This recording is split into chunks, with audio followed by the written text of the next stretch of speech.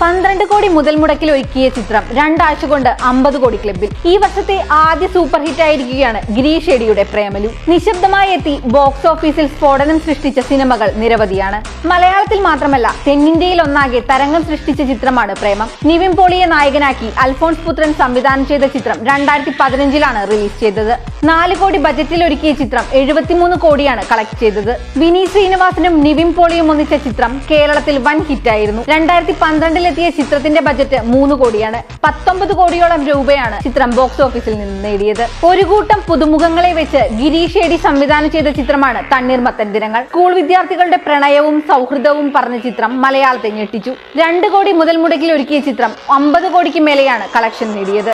കഴിഞ്ഞ വർഷം റിലീസ് ചെയ്ത ഹൊറർ കോമഡി ചിത്രം ഒരു കൂട്ടം യുവാക്കളുടെ കഥയാണ് പറഞ്ഞത്. വലിയ പ്രമോഷൻ ഇല്ലാതെ തിയേറ്ററിലെത്തിയ ചിത്രം വൻ വിജയമാണ് സ്വന്തമാക്കിയത്. 70 കോടിയാണ് ചിത്രം ബോക്സ് ഓഫീസിൽ നിന്ന് നേടിയത്.